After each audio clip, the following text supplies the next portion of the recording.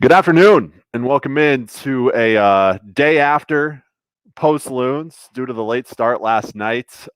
Didn't know how many viewers we would get at 1 a.m. on a Saturday night / Sunday morning. So we pushed back post Loons a little bit here to high noon on Sunday. And if you're tuning in, thank you so much for doing so. We are going to get to the match itself in just a few minutes. Minnesota United's 1-0 away win at Portland. Big win for Minnesota United. And of course, we're presented by our good friends over at 9th Street Soccer and Coffee. Go check them out, 9thstreetmpls.com. Tell you more about them in just a little bit too. But obviously, we need to start with the biggest takeaway from the match, which is unfortunately an alleged an allegation of abusive and discriminatory comments made by a Minnesota United player towards Portland's Diego Chara. And so that's going to be where we start. I do not want to gloss over this. I do not want to not give this, not address it, right? I don't want it to seem like I am ignoring this or glossing over this in any means. We are going to compartmentalize this from the rest of the talking points, which are going to be about the match. Now, the alleged Minnesota United player, Franco Fragapane, is the one who made these comments towards Diego Chara. So after we discuss this incident, I will not be addressing him specifically for the rest of this as it pertains to the match. I do not, because he was an influential player in the match, and I do not want to necessarily sing his praises on the stream if these allegations indeed are true. If you are tuning in, feel free to leave a question, comments on the match last night, whether it's this incident or the match itself. Feel free to leave that in the chat, whether you are watching on YouTube or Periscope Twitter. If you are watching on YouTube, feel free to give us a thumbs up as well. That's huge for, it lets YouTube know that you like us by hitting that thumbs up. And so they'll, show our content to more people, and we'll be more featured on YouTube if you do that. But we're going to start where we need to, and that is the alleged abusive and discriminatory comments made by a Minnesota United player. It has come out that that player is Franco Fragapane. So we're going to start with what happened. In the 65th minute, there was a stoppage last night. And obviously it wasn't really clear why when it happened. But Portland head coach Gino Savarese said after the match in his post-game press conference that stoppage was due to abusive and discriminatory comments made by Franco Fragapane towards Diego Chara.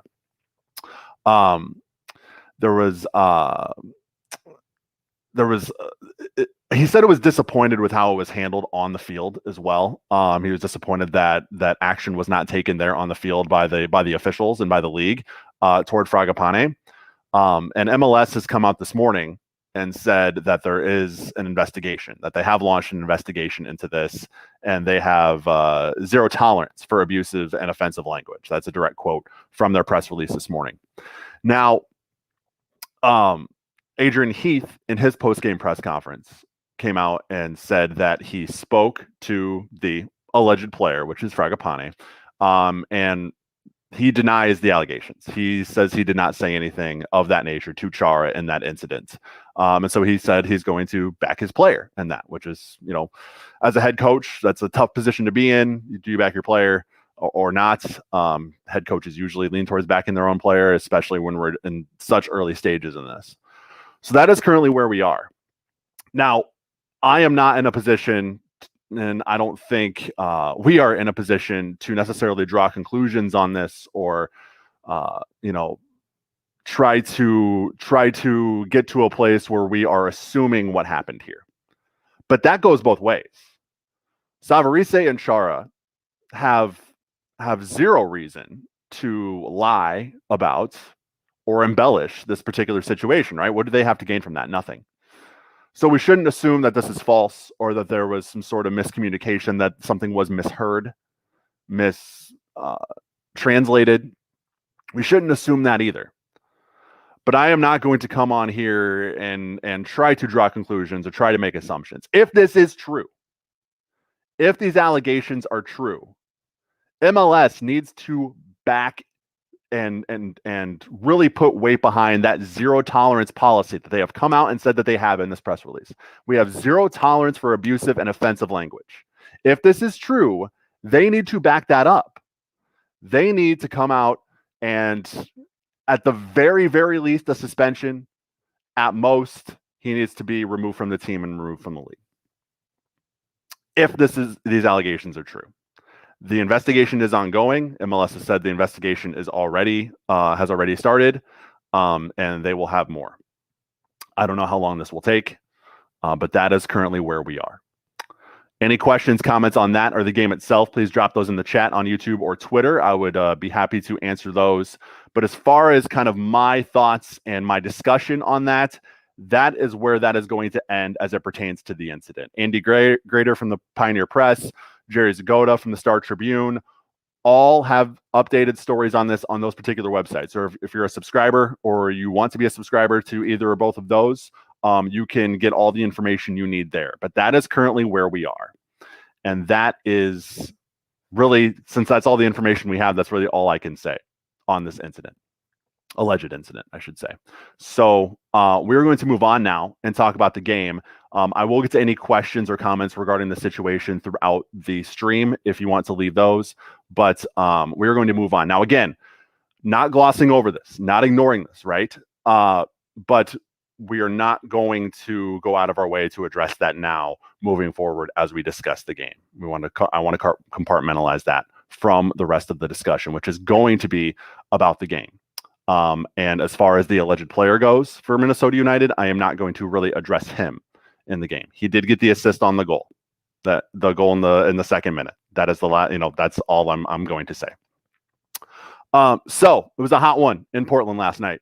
I mean, one of the most jarring things that I think I heard from the broadcast was that the players were actually given the opportunity to wear insoles on their shoes because the turf is so hot, it could actually melt the bottom of the shoe.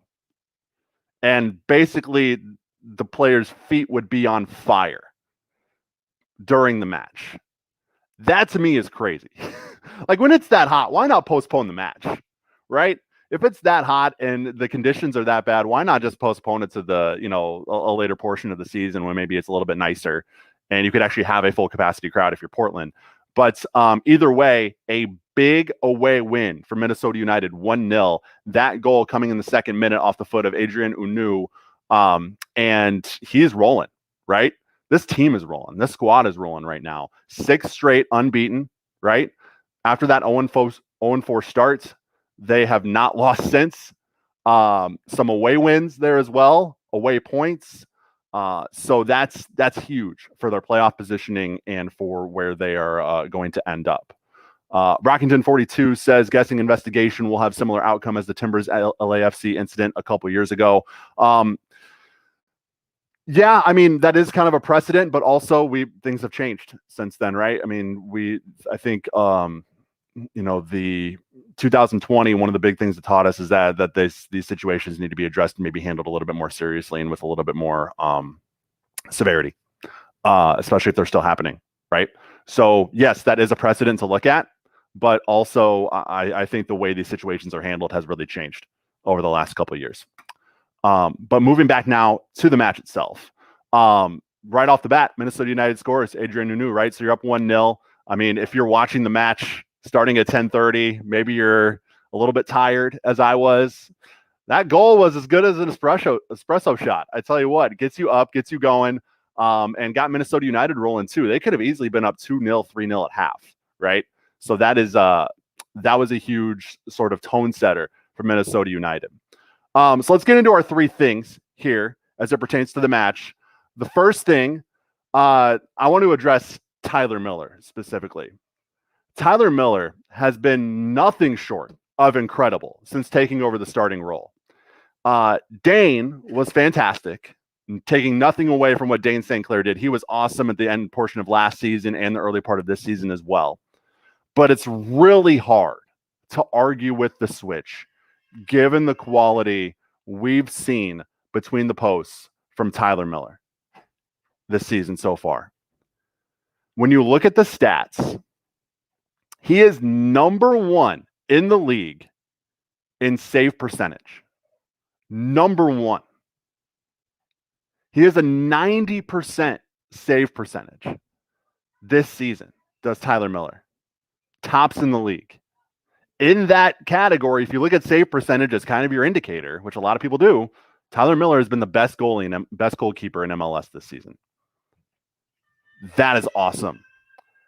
Number 2, and I thought about whether or not to keep this in, to be honest. I didn't know if we should keep this in considering what happened, but I do think you can take this and apply it differently than what happened in the 65th minute during the game last night. My second thing is this team has an edge and is not afraid to sort of embrace that chippiness that inevitably happens within a match, and not afraid to sort of stand their ground. Again, should never go the lengths that it allegedly did last night with Frego Fragapane and what he said to Diego Chara. But the toughness and sort of we're not going to take any crap from the other team and we're going to give it back. I mean, we see Michael Boxall in there a ton, kind of getting in the fray, right? I think that edge is really something that has been a little bit different from Minnesota United this season, but for me, it's been good to see, as long as it's appropriate and as long as it stays within the confines of the match and it does not go the lengths that we saw with the alleged incident between Franco Fragapane and Diego Chara. My third thing, just 6 matches after an 0-4 start. That 0-4 start, there was a ton of uncertainty. There was a ton of doubt. People were calling for Heath's job. He was on the hot seat. Let's put that out there. Whatever you think about Adrian Heath, whether you're pro Heath, whether you're one of the Heath outers, whatever, he was on the hot seat. Anytime you start 0-4, that seat gets a little warm, right? So I think that's something that when you're looking back on that was the reality, that he was on the hot seat at that point. But now you go 6 matches unbeaten. This team's rolling right now. And as we mentioned on the last stream, you're getting Jan Gregish back. You're getting Robin Lod back. You're getting Jukka Raitala back. You're getting depth, and obviously you're getting quality in your starting 11 too. That is going to be another huge boost to a team that's already streaking right now. They're back in playoff positioning. They're currently, as it stands, in the 5th spot in the East. Or excuse me, the West. So, and it's not like they have a ton of games in hand either. They have 10 matches. Colorado ahead of them has played 9, and then Houston behind them has played 11. So that's an accurate depiction of where they stand in the Western Conference right now, in that 5th spot. That's crazy to think about. Just 6 matches after you go 0-4, you're in the 5th spot in the West. That's incredible. So those are my 3 things. If you have any big takeaways on the match itself, feel free to drop those in the chat. Lucen Piepenhagen says 5 straight unbeaten against Portland. I did not know that, but that's incredible. You think about Portland, right? Portland Timbers, one of the flag bearers of MLS, going to Portland as well. 5 straight against unbeaten. That's at least 2. Yeah, the last 2 times they've gone into Portland, they've won, right? The very first match of the 2020 season pre-COVID, they went in there. I believe they won 3-1. And then last night, get the 1-0 win. That's tough to do, to go into Portland and win just once alone, but twice in 2 seasons and 5 straight unbeaten. I think the U.S. Open Cup final a couple years ago was in there as well. Portland's a quality team. They're a perennial playoff team, if not a perennial, top of the West type team, top tier in the West. And you've gone 5 straight unbeaten against them. That's a great shout, Lucas. Thank you for that. And that, again, kind of in a microcosm shows that Minnesota United themselves obviously are one of the top teams in the West. If like Brockington 42 and like Lucen Piepenhagen, if you have Lucas Piepenhagen, if you guys have a question or a comment just like them, go ahead and drop that in the chat. I'll be happy to get to it. But let's get into these game notes here. As we said, 2nd minute, the fastest goal in Minnesota United history. Adrien Hunou puts it in the back of the net. Just obviously a quality signing, a very quality signing. We kind of knew coming in that he was going to be an impact forward for Minnesota United, and he has been just that. And it does not surprise me at all that he scored the fastest goal in Minnesota United history because he is that type of impact player. The other two fastest were both in the 5th minute, 2019, Darwin Quintero, 2018, Christian Ramirez. So this by 3 minutes in the 2nd minute, Adrien Hunou kind of notching that. And as you work your way through the first half here, a ton of other chances for Minnesota United too. Like they could have easily, as we mentioned earlier, been up 2-0, 3-0 at half. Maybe should have at least been up 2-0. Dotson to Hunou to Reynoso. Reynoso fires a low shot wide. He was very, very frustrated with himself after that. Definitely didn't catch it the way he wanted there in the 6th minute. 7th minute, Nico Hansen gets space in the box to fire a shot at the far post, just off target. Nico Hansen has been somebody who I'm seeing a lot of honestly mixed reviews from Nico Hansen when I look at Minnesota United's Twitter, but I don't necessarily see the downside in Nico Hansen personally. He has been in that front four. He's been an impact piece within that. Like, I don't think you can necessarily just look at Hunou and Reynoso and say, okay, yep, these are it. No, Nico Hansen has been part of that and been part of that success and been a main focal point of what Minnesota United has been able to do in the attack these last 2 or 3 matches. So I see a lot of people kind of maybe downplaying Hansen a little bit, sort of saying that he, is guaranteed to sit the bench when Lood comes back. And I don't necessarily disagree with that to a point. I do think that starting right wing spot is Robin Lod's to lose, but at the same time, Nico Hansen has played himself into a very favorable position. And I don't necessarily think that it's 100% that Robin Lod is guaranteed that spot for the rest of the season. If Lod falls off, I think it's kind of like a Dane St. Clair situation. Dane St. Clair, for as well as he did, made one mistake. And he gets benched in favor of Tyler Miller, right? I think we're kind of there with, I think this is kind of the situation with Robin Lod. You have a quality piece behind him in Nico Hansen. So when Lod comes back, yeah, I do expect him to start, but I don't expect it to be locked in for the rest of the season that way. If Lod experiences some sort of downturn in quality, I think Nico Hansen has played himself to a point where he would, I wouldn't be surprised if Adrian Heath went to him for starting after that. So, and at the very least, I think he, aside from situations where Hassani Dotson is coming off the bench, I think Nico Hansen has played himself to a position where he is the highest impact sub that Minnesota United has when the Loons become fully healthy or fully at full strength when these international players come back. So that's where I'm at with Nico Hansen. But moving on here, Diego Valeri tries to chip one past Miller in the 12th minute. This was a indicator of how things were going to go defensively for Minnesota United all night long. Diego Valeri, just chance after chance after chance all night. That first one in the 7th minute, nice little chip, but just off target. In the 33rd minute, that's where we experienced kind of our first bit of chippiness in the match. Gasper gets hit in the chest, and then Hunou gets shoved out of bounds. So, things getting a little hot. Obviously, with the, near 100-degree temperatures, things were going to get a little bit hot under the collar, literally and figuratively. So not surprised to see that. And obviously, Minnesota United kind of bounced back and sort of, solidified their toughness in other ways as well. 45th minute, stoppage time of the first half. Valeri rips a shot from outside the box, absolutely freezes Miller, but ends up just wide of goal. This probably should have been the equalizer for Portland, if we're being honest. But man, there's a whisker wide, and Miller just completely frozen. Like that was my heart stopped. I stopped breathing. Like it was that was scary. But Loons do go into half, and you're feeling pretty good if you're a Minnesota United fan, up 1-0. You had plenty of opportunities. Obviously, Portland had a couple as well from Valeri, but overall, you're feeling good. And then the second half starts. Holy cow, was this sort of white knuckle, holding your breath basically the entire time if you're a Minnesota United fan, because this was an absolute onslaught in the second half from Portland. 46th minute, Eric Williamson finds space to cut inside in the box, but his right-footed shot goes wide. 50th minute, Valerian Williamson, both with golden opportunities to level the match, but one shot goes wide and another's blocked.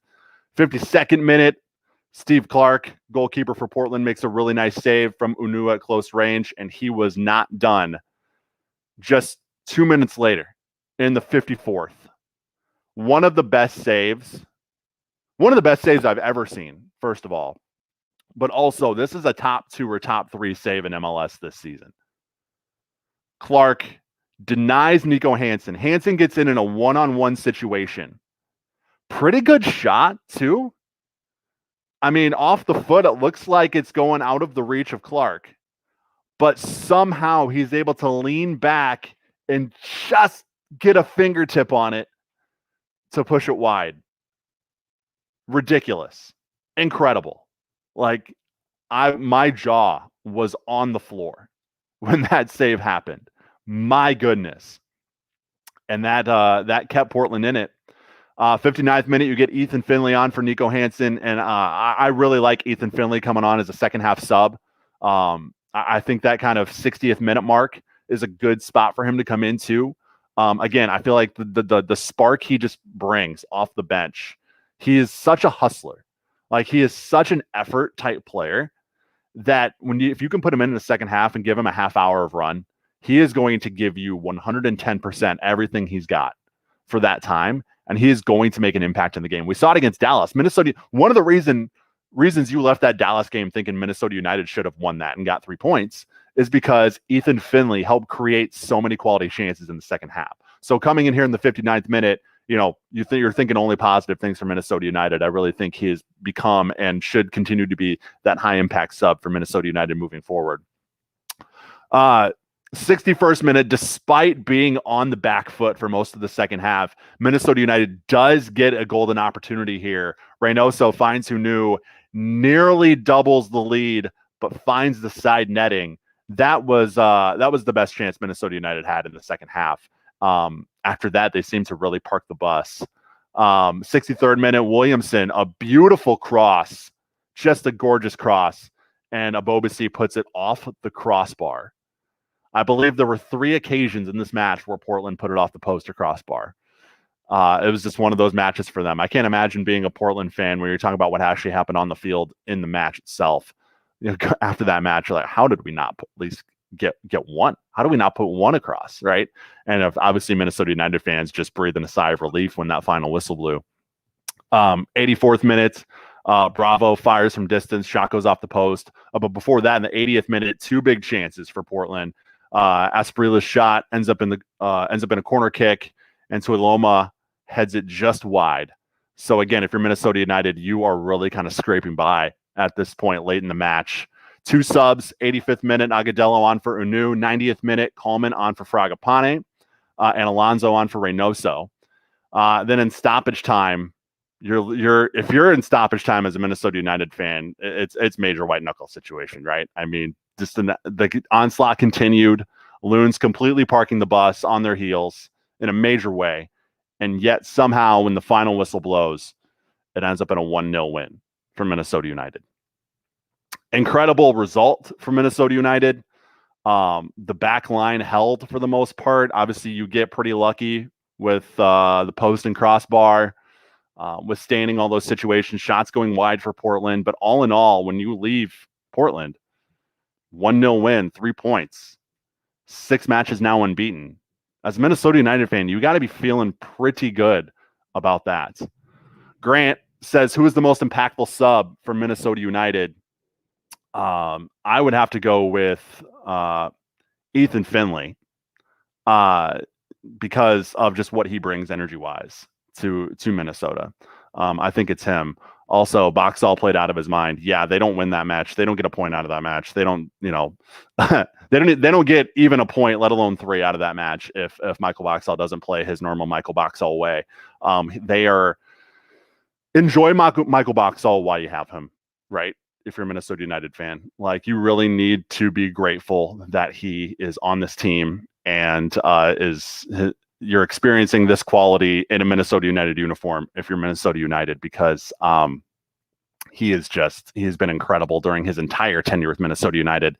And again, last night was just a little microcosm of what we saw of that, I guess, of that quality.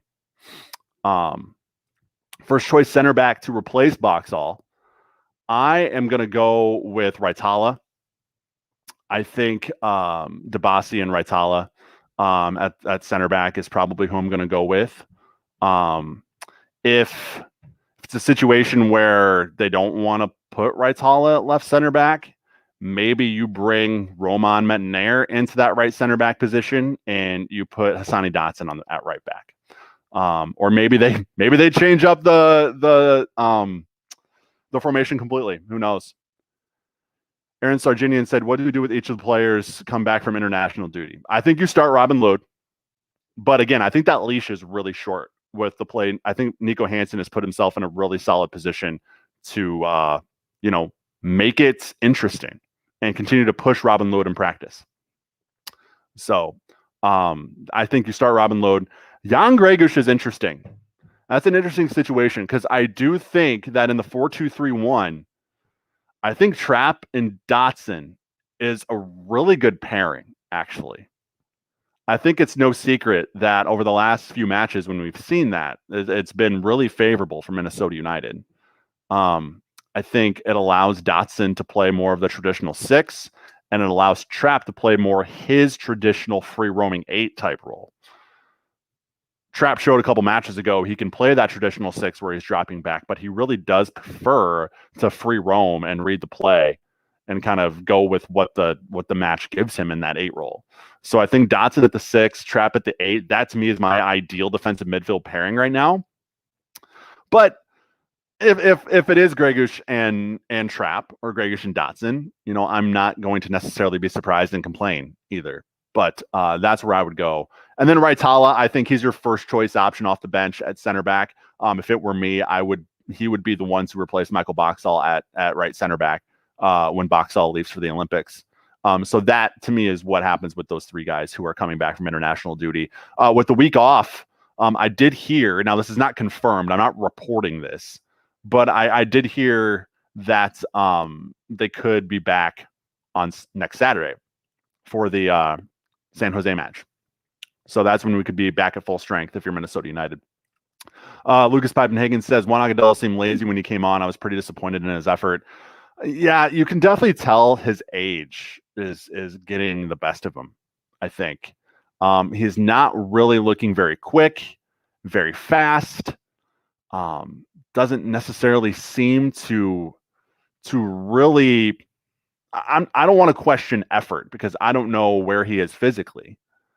But at the same time, he's just not making an impact, and he does look like he's moving very, very slow when he's on the pitch, right? So I think he's more of like a holding 9 type role when he's in.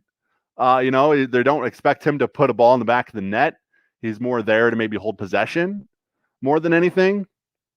That to me would be the only reason I think Juan Agudelo would be getting minutes. If you have a question or comment on the match last night or on the controversy that has happened afterward, you can feel free to drop that in the chat and I will address it whether you're on YouTube or watching on Twitter. Thank you so much for watching, by the way. We're going at noon on a Sunday, 12:28 now on a Sunday. I know you got a lot better things to do. I know that the rain is holding off outside, so you may want to get outside and do something. But I think that last night was a match worth talking about, both on the field and obviously the events that happened off of it. Grant says, rate Hunu's performance overall versus the Timbers. If it weren't for Tyler Miller, he'd be my man of the match. If we're looking for like a out of 10 ranking, like they do on like FootMob and stuff, I would say probably a 7.8 in there. He probably should have had 2, maybe even a hat trick, if we're being honest. But he's been solid. And I think that's really consistently where you can expect Hunu to be in terms of quality, is right there. So, he's not somebody who I think is going to, we're going to see him dip in quality at all. I don't think we're going to see him, over the course of a season, everybody struggles a little bit, but I don't necessarily think you're going to see a ton of that with Adrian Hunou. I think the consistency is going to be something that Minnesota United really benefits from over the course of the season. So let's get into some big picture things here as we move. But before we do that, I got to let you know about our friends over at 9th Street Soccer and Coffee. If you are in the Minneapolis-St. Paul metro area and you're into soccer, maybe you want to play soccer, maybe you're an avid pickup soccer player, or maybe you're just looking to maybe try out pickup soccer as a way to stay in shape, get in shape. Go with our friends over at 9th Street Soccer and Coffee. Rain or shine, on a day like today, on a day like yesterday, if it's raining, if it's if the elements are bad outside, you can go inside and play pickup over at 9th Street. It's only $5 to play one time, but if you think you're going to play a lot, you can actually do a $35 unlimited pickup membership, which is really cool. So you just go to 9thstreetmpls.com to learn more about how to take advantage of that. And also, new lunchtime pickup. This to me is really cool. So if you're working from home, or maybe you work downtown or in the North Loop, or something like that, you're close to 9th Street Soccer and Coffee, you can do a lunchtime pickup on Tuesdays and Thursdays at 12 p.m. So if you can maybe take an extended lunch break, maybe make that pickup at 9th Street your exercise for the day. Boom, your workout's done. You had some fun playing some soccer, and then you can move on, right? That's a lot of fun.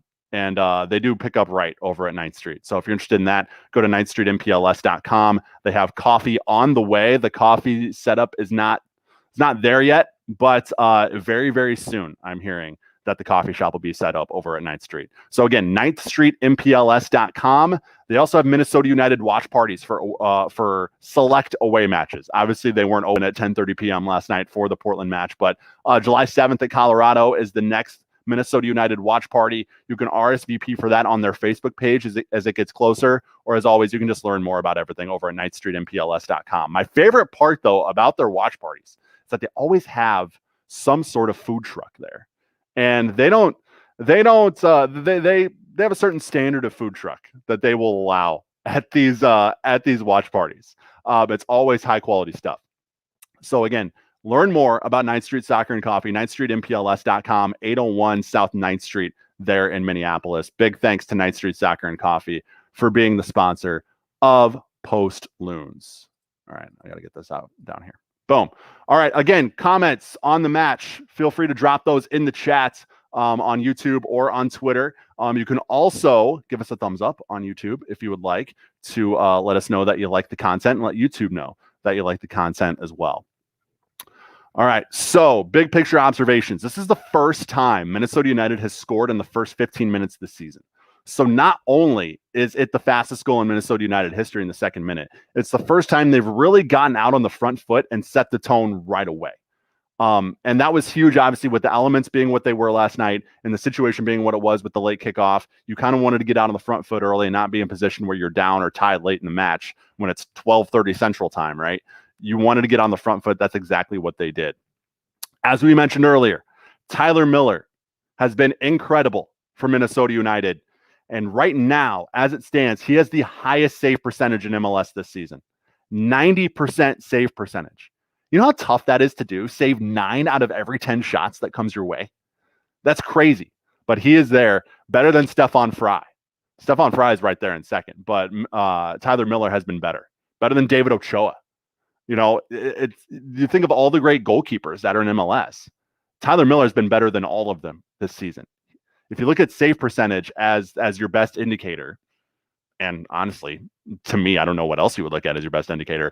Tyler Miller has been the best goalkeeper for Minnesota United, or best goalkeeper in MLS this season so far. So obviously, he's my man of the match last night. As Grant mentioned earlier, that wanted me to rate Hunou's performance. He was excellent, and if you're not going to take Tyler Miller as your man of the match, then Adrian Hunou is kind of that second pick there for me. But Tyler Miller was excellent. I want to address the 9 minutes of added time at the end of the match. Saw a lot of talk about this on Twitter, and I completely agree. Where were the stoppages? Aside from the unfortunate incident in the 65th, where were the stoppages that led to 9 minutes? Also, even if you had 9 minutes worth of stoppages, why on earth, after 90 plus minutes of playing in near 100-degree temperatures, are you going to allow these guys to play 9 more minutes. It makes no sense. It's, to me, that was, I don't know where they got that from. I have no earthly idea. I'm not going to sit here and get on a soapbox about it, but that to me was just very, very baffling. Maybe kind of some Homer work there on the. Actually, I shouldn't say that. I shouldn't accuse Homerish behavior. But yeah, that to me is very, very interesting. But yeah, that's really it for the big picture observations. A huge win for Minnesota United. We're talking 6 unbeaten. Actually, if you haven't checked the standings for the Western Conference, go look at them, because you will see Minnesota United, they're in the 5th spot. And they don't have a ton of games in hand on anybody else either. Actually, Houston behind them has played 11 matches. Minnesota United has played 10. So they have a game in hand against Houston. And with them not playing midweek this week, they're going to have more games in hand moving forward.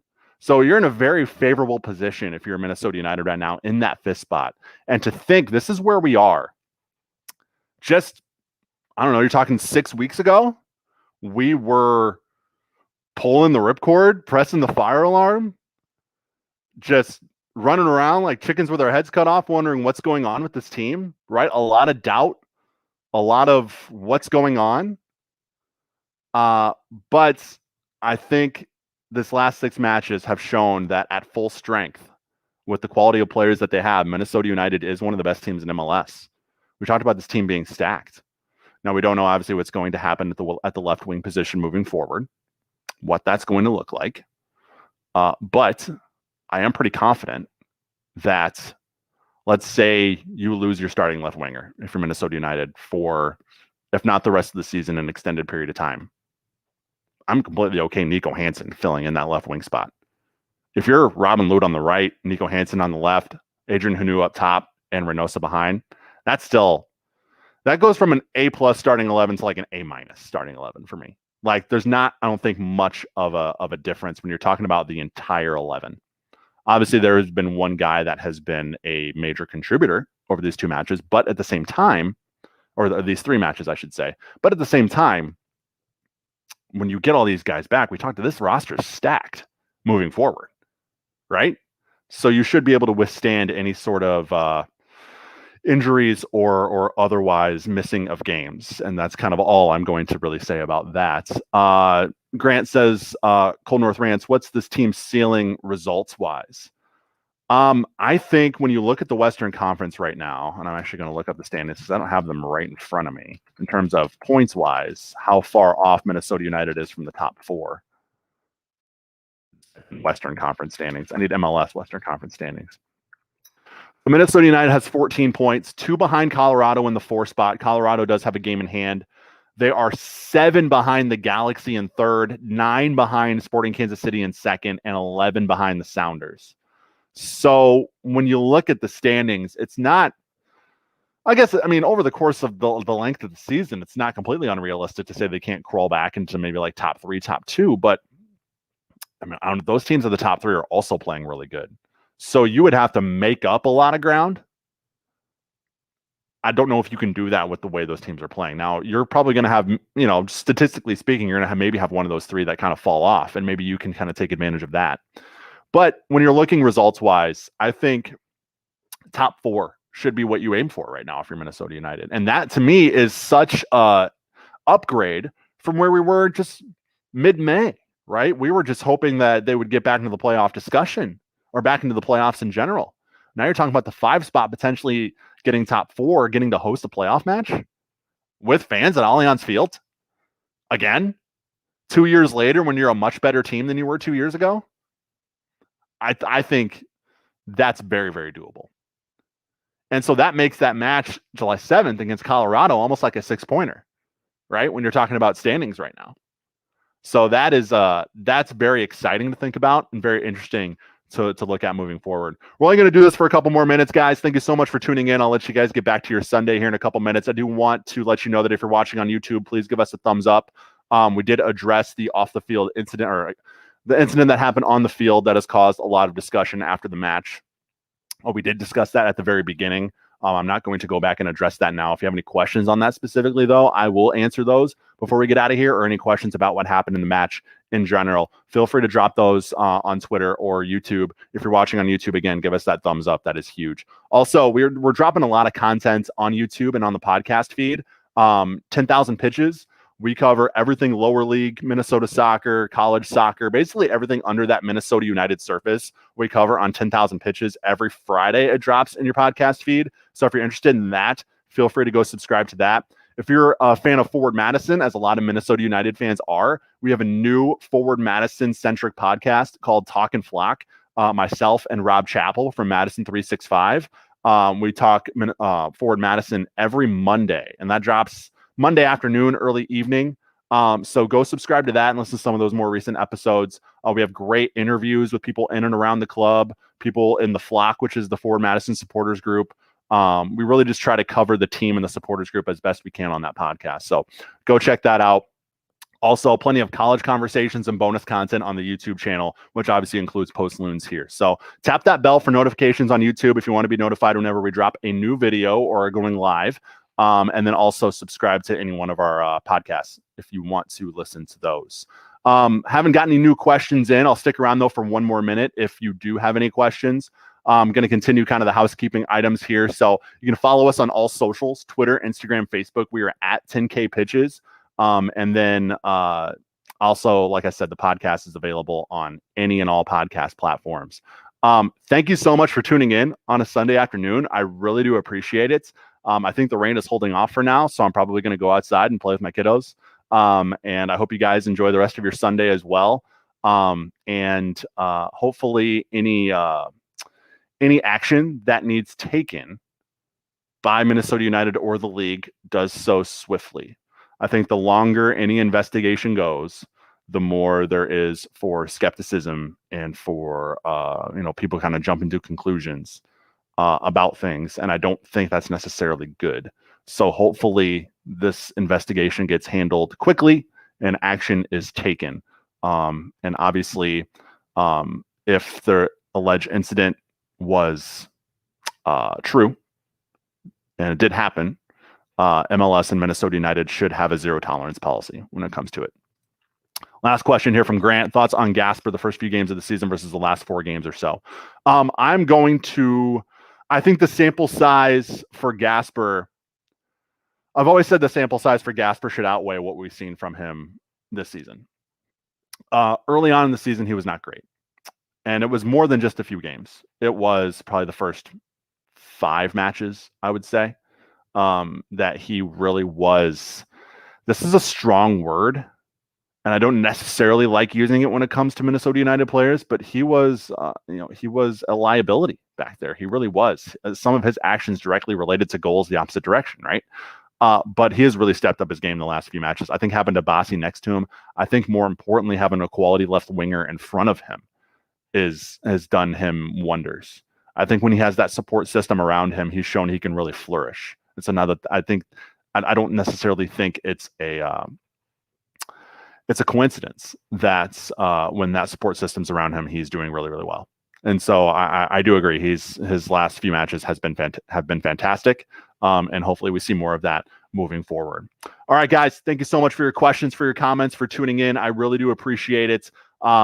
We will be back next Saturday for Post Loons, same time, right after the match. So we're not going to go a day after or anything like that, so long as we don't get any heat advisories and get the start time pushed back. It's at home. So at the very least, it should be at a somewhat reasonable time. So we will be back then. Enjoy your July 4th week leading into July 4th, right? I'm actually going on vacation Wednesday through Friday with the family. So very excited about that. I hope you enjoy the rest of your weekend. Have a great week. And we will talk soon Saturday night on Post Loons. See ya.